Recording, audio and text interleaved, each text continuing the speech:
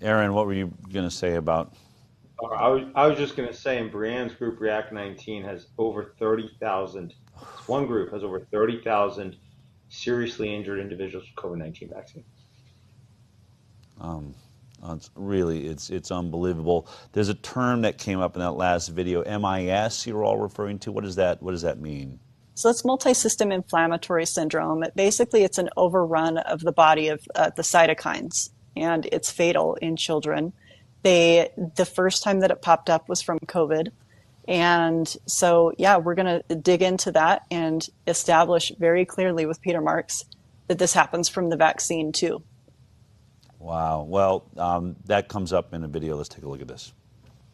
I'm assuming we can talk about the MIS cases. I understand the limitations of small fiber, why it's difficult for you guys to pick up a signal. But that one, we're confused about why the vaccine signal has not been picked up.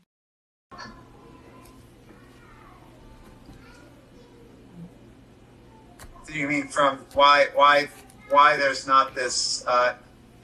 So this was reported by, I think the best I could say is it's been reported and it's been followed by CDC, and we followed it. I think, Narayan, the issue is that the number of cases have not risen to a number that leads to a clear differentiation that it's a signal. But maybe you can explain that better.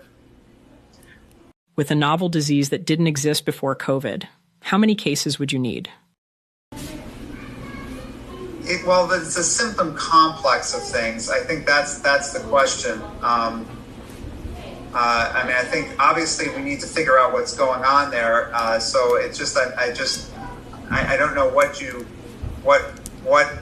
we do further until we make a determination that it's clearly vaccine related. So in that paper, the CDC paper, they have 3 cases that they acknowledge. They did a giant workup and said the only thing it could be was the vaccine. So I'm curious, how many cases would you need for the FDA on your end to add it to the safety labeling of the Pfizer vaccine?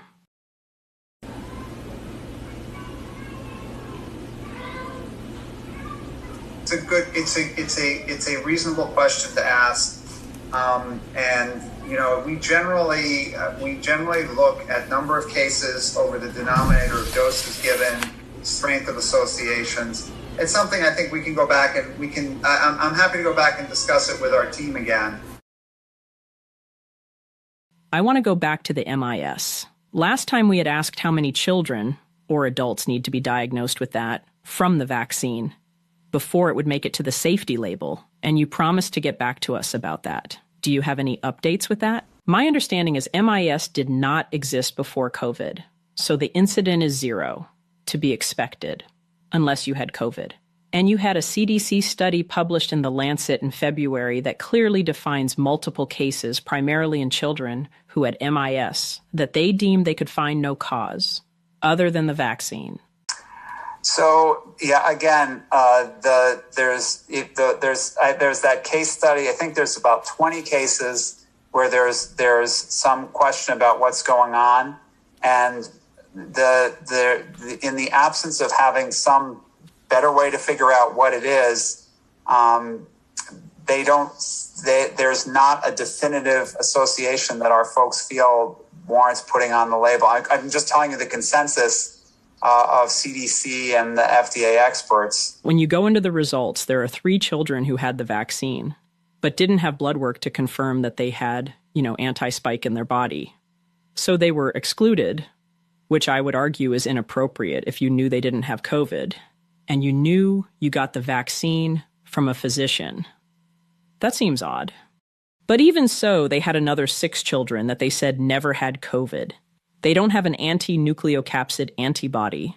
They don't have a current COVID test, but they do have anti-spike antibody. And these kids, they're days from the vaccine, so it makes sense to be from the vaccine. So now you're up to 9 kids who you don't have any explanation other than the vaccine. There was another child who had COVID, I'm reading from the study right here, 6 weeks ago, and within 24 hours of the vaccine has MIS and doesn't have active COVID symptoms. So in 9 patients who have no identifiable COVID, or the ones that had COVID before, 6 of them, they could only find nucleocapsid antibodies. So they never had symptoms of COVID, got the vaccine, and a day later have MIS. And then 5 had COVID, but again, you're 34 weeks before. So all of a sudden, if you add up those numbers, that's 20 kids, which then makes an incidence of 1 in 1 million, which is the same incidence that you used to stop the Janssen rollout for thrombotic thrombosis thrombocytopenia. You have to understand why I'm upset about it. Why we're really pushing it, I should say, is you have a meeting coming up soon, right? You're going to potentially expand the age range for the vaccine. And you just had a 3rd booster dose approved. Oh, sorry. I think I missed that. So did the 21 kids in the case report, they all die? No, they didn't. But does it matter? They were all in the ICU. We have continued to do our best here to try to understand things. We do continue to carefully monitor safety. And I will tell you that there is nothing that I care about more than making sure that we have safe vaccines. We will continue to do that, and we will continue to look very carefully at safety on these, and we'll continue to work with people to do that. No one's trying to stonewall you. No one's trying to do anything more than do what we can, which is to look at the data we have in front of us. And the fact that it's slower going than it might is because it's just challenging. We don't have data. It's large amounts of data that people sift through, and they're trying to do the best and not give you misinformation because we rush stuff. So that's what's going on here. In the meantime, our lives are misinformation. I mean, this exchange is like taking crazy pills. I mean, they're saying we have a CDC study that came to the conclusion there's no other explanation in these kids than the vaccine caused this issue that never existed on this planet prior to COVID. They didn't have COVID, and we can tell that by the titers that what they're reacting to is the vaccine. It's what's in their blood. And he's like, well, we don't know what the background rate is. No, you do know the background rate. It was 0. This never existed before. Well, how many of these do you have to have before it gets reported as a warning on the warning label? Well, we still want to know what's the rate of incidence, and luckily we're nearing the end of this part of this, but Brianne, my God, you had to sit with this man this many times, and the level of gaslighting, just pure bull crap coming out of his mouth. And I wonder what the tell is every time he gets up out of his chair. He's got to lie to you. Let me readjust my chair. I can tell you his tell. His tell is that he's breathing. I'm sorry. He's breathing at all. Man, right. He stutters. You know he's about to lie when he's breathing. Yeah, he stutters when he's lying. We figured that out a while ago. And if you listen to him in his hearings, it's the same thing every time.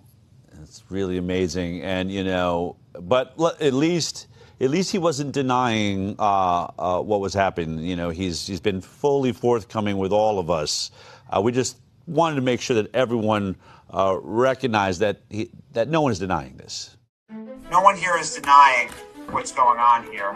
None of us are denying that there are these reports of neuropathy and that there's potential vaccine injury here. No one's denying that. No one's denying that adverse events can occur with them.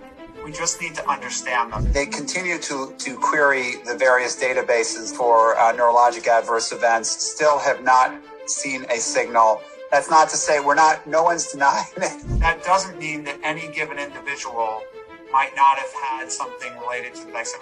I'm not denying anything here. We never say that you don't exist. We've never said that to any of these. We're in the business of collecting adverse events and understanding them. No one's denying. None of us are denying. Not denying. No one's denying it. We need to just better understand it. Sure sounds like denying to me. Oh, man.